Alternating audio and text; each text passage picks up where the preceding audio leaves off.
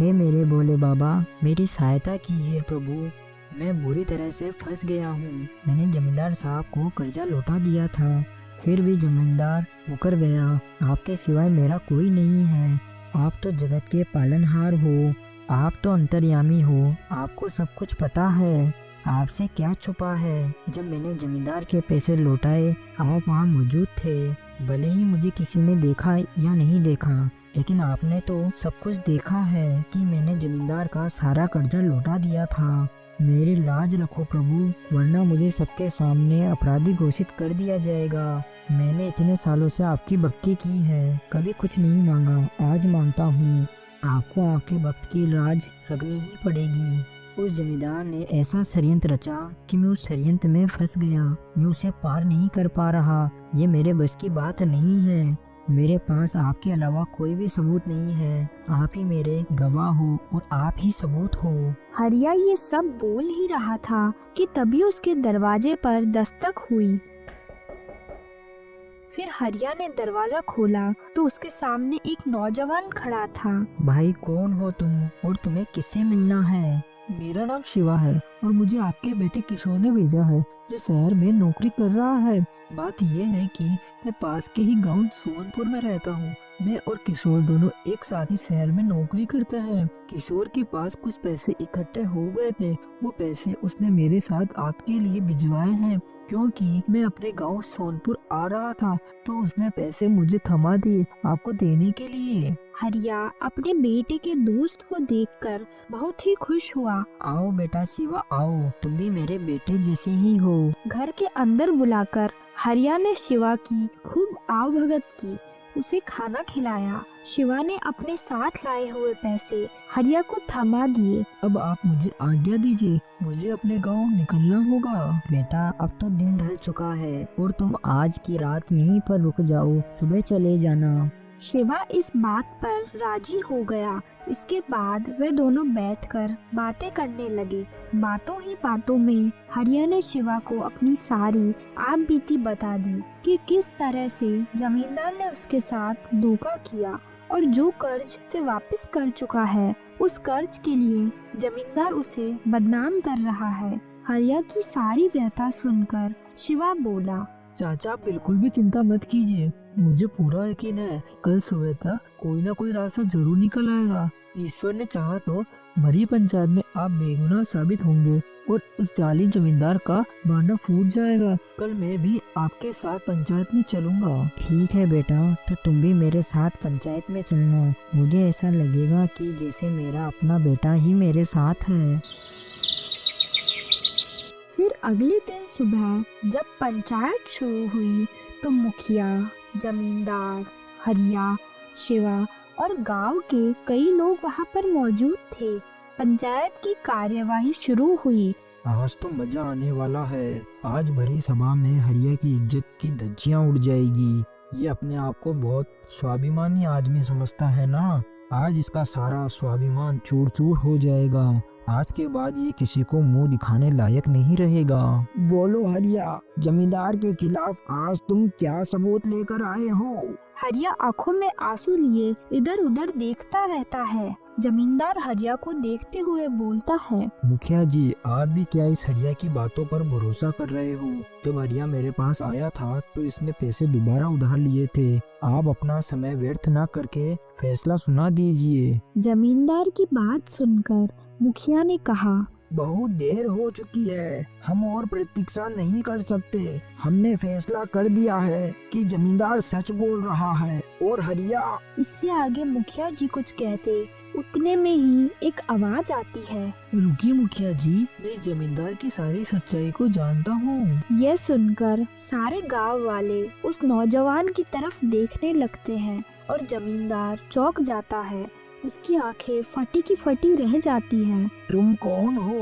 तुम्हें पहले कभी इस गांव में नहीं देखा। मुखिया जी, ये शिवा है और ये मेरे बेटे का मित्र है। अच्छा नौजवान, तो ये बताओ, जब हरिया जमींदार के यहाँ पैसे देने गया था तो वहाँ क्या हुआ था? मुखिया जी, उस दिन हरिया चाचा ने जमींदार के सारे पैसे सूद समेत वापस लौटा दिए थे। यहाँ तक कि जमींदार ने एक पर्ची के ऊपर अपने हस्ताक्षर करके उस पर लिख दिया था कि हरिया अब तुम्हारा सारा कर्जा चुकता हो चुका है। लेकिन हरिया चाचा के अनपढ़ होने का फायदा उठाते हुए जमींदार ने वो पर्ची छुपा दी थी और दूसरी पर्ची पर लिखकर दे दिया था कि हरिया चाचा ने उससे और भी कर्जा लिया है। शिवा की ये बात सुनकर जमींदार डर गया। मुखिया जी, ये शिवा झूठ बोल रहा है। ये तो वहाँ था भी नहीं। ये एक मनगढ़ंत कहानी बनाकर सुना रहा है। ये कोई बेरुपया है जिसे हरिया कहीं से झूठी गवाही देने के लिए लेकर आया है। अगर ये सच बोल रहा है तो इससे पूछिए इसके पास इस बात का क्या सबूत है। हाँ भाई शिवा, बोलो। हम सिर्फ तुम्हारी गवाही के भरोसे ही फैसला नहीं सुना सकते। तुम्हें अपनी सच्चाई का कोई सबूत देना पड़ेगा। क्या तुम्हारे पास ऐसा कोई सबूत है जिससे तुम ये साबित कर सको कि तुम सच कह रहे हो? अगर आपको भरोसा नहीं है तो किसी को जमींदार के घर भेजिए और वहाँ रखी हुई खाते की पुस्तक के अंदर एक फटा हुआ पर्चा मिलेगा जिस पर जमींदार जी ने खुद लिखा था कि हरिया का सारा कर्जा चुकता हो चुका है और उस पर जमींदार ने खुद के हस्ताक्षर भी किए थे। और इतना ही नहीं, हरिया चाचा के घर जो चोरी हुई थी वो भी जमींदार ने ही करवाई थी और वो सारा चुराया हुआ धन और जेवर भी जमींदार के घर पर उसकी तिजोरी के अंदर ही रखे हुए हैं। ये सुनकर जमींदार को धक्का सा लग जाता है। ये आदमी कौन है और इसको ये सारी बातें कैसे पता चली? फिर मुखिया जी अपने आदमी को जमींदार के घर भेजते हैं। चोरी वाली बात सुनकर हरिया के पैरों से जमीन सी खिसक जाती है। वो सोच में पड़ जाता है कि जमींदार कुछ ऐसा भी करवा सकता है। ऐसा तो उसने कभी सोचा भी नहीं था। सारे गांव वाले आश्चर्य से और गुस्से से जमींदार की ओर देख रहे थे। थोड़ी देर बाद मुखिया द्वारा भेजा गया आदमी जेवर और पर्चा लेकर वापस लौटता है और मुखिया जी को दे देता है। वो देखकर मुखिया की आंखें भी फटी की फटी रह जाती है। ये क्या है जमींदार, तुम इतनी नीच हरकत कर सकते हो, ये हमने कभी सोचा नहीं था। इतने धनवान होने के बावजूद भी इतनी गिरी हुई हरकत करते हो। तुम्हें शर्म नहीं आई? हरिया जैसे भोले आदमी को तुमने धोखाधड़ी के जाल में फंसा दिया और पूरे गांव वालों को और पंचायत को गुमराह किया। तुम्हें शर्म आनी चाहिए जमींदार। मुखिया जी, हरिया चाचा ने कभी किसी के साथ कोई छल कपट नहीं किया। वो एक निस्वार्थ और स्वाभिमानी से जीने वाले व्यक्ति हैं। इनका स्वाभिमान ही इनके लिए सब कुछ है। इनके स्वाभिमान को ठेस पहुंचाने के लिए ही जमींदार ने इतनी नीच हरकत की है। मैं तुम्हारा सारे गांव वालों और पंचायत की तरफ से आभारी हूँ। अगर तुम ना होते तो आज मैं गलत फैसला सुना देता। तुम्हारी वजह से ही आज सच्चाई की जीत हुई है और मैं सारे गांव वालों के सामने ये फैसला सुनाता हूँ कि जमींदार को मुआवजे के तौर पर हरिया को चोरी की हुई रकम की दुगनी कीमत देनी होगी। क्योंकि अगर हरिया के घर चोरी नहीं होती तो उसे कर्ज उठाने की कोई जरूरत नहीं पड़ती और इसे इतनी परेशानियों का सामना नहीं करना पड़ता। और इसी तरह आखिर में सच्चाई की जीत होती है। जब पंचायत ने बेईमान जमींदार को उसके किए गए कुकर्म के लिए दोषी ठहराया और हरिया को बेगुनाह साबित कर दिया तो सभी लोग बहुत ही खुश हो गए और गांव में सभी लोग एक एक करके हरिया को बधाई देने लगे। जब लोग हरिया को बधाई दे रहे थे तब हरिया को अपने बेटे के दोस्त शिवा का ख्याल आया और वो उसे इधर उधर ढूंढने लगा, परंतु शिवा उसे कहीं पर भी दिखाई नहीं दिया। बहुत देर तक हरिया ने शिवा को तलाश किया परंतु शिवा वहाँ से जा चुका था।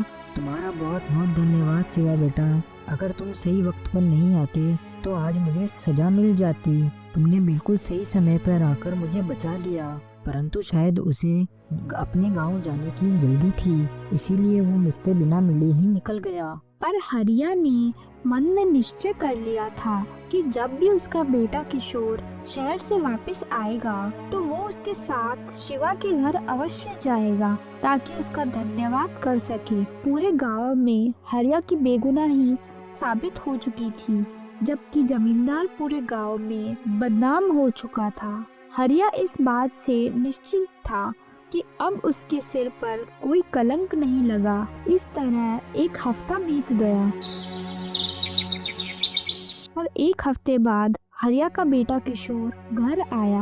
बेटा, तुमने आने में थोड़ी देर की, परंतु तुम्हारे मित्र शिवा ने सही समय पर आकर पूरे गांव में मेरी इज्जत बचा ली। अपने पिता की यह बात सुनकर किशोर थोड़ा चौंक गया। लेकिन पिताजी, ये शिवा कौन है? क्योंकि शिवा नाम का मेरा कोई दोस्त नहीं है। अरे वही शिवा जो तुम्हारे साथ शहर में नौकरी करता है और तुम्हारे द्वारा भेजे गए पैसे देने के लिए पिछले हफ्ते ही हमारे घर पर आया था। नहीं पिताजी, मैं किसी शिवा को नहीं जानता और ना ही इस नाम का कोई आदमी मेरे साथ शहर में काम करता है और ना ही मैंने उसे यहाँ पर कोई पैसे देकर भेजा। यह सुनकर हरिया की आंखें आश्चर्य से फटी की फटी रह गई। बेटा, क्या सच में तुम शिवा को नहीं जानते? इसके बाद हरिया ने सारी बात अपने बेटे किशोर को विस्तार से बताई कि किस तरह से जमींदार ने उसके साथ धोखा किया और फिर किस तरह से पंचायत का सहारा लेकर उसे सजा दिलवाना चाहता था। लेकिन शिवा नाम के एक नौजवान ने, जो अपने आप को तुम्हारा दोस्त बता रहा था, उसने बड़ी पंचायत में मेरे पक्ष में गवाही दी और जमींदार की सारी पोल खोल कर रख दी। लेकिन तुम तो कह रहे हो कि तुम तो किसी शिवा नाम के आदमी को जानते ही नहीं हो और उसने मुझे ये भी बताया था कि उसका घर पास ही के गांव सोहनपुर में है। अगर ऐसी बात है पिताजी, तो चलिए अपन दोनों इसी वक्त सोहनपुर चलते हैं और वहाँ जाकर पता करते हैं। फिर दोनों उसी वक्त सोहनपुर के लिए निकल गए।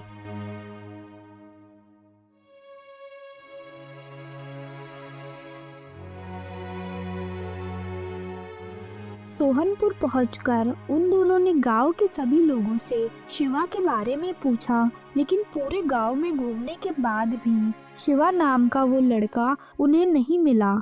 बेटा, मुझे समझ आ गया है कि उस शिवा नाम के लड़के का क्या रहस्य है और वो कहाँ रहता है। हम चाहे उसे इस गांव में या पूरी धरती पर कहीं भी ढूंढ ले, लेकिन वो हमें नहीं मिलेगा, क्योंकि वो शिवा और कोई नहीं बल्कि भगवान शिव जी हैं, जो अपने भक्त की सहायता करने के लिए आए थे। तो दोस्तों, हमें इस कहानी से यही सीख मिलती है कि हमेशा सच्चाई की जीत होती है और भगवान किसी भी रूप में आकर अपने सच्चे भक्त की मदद जरूर करते हैं। Thanks for watching.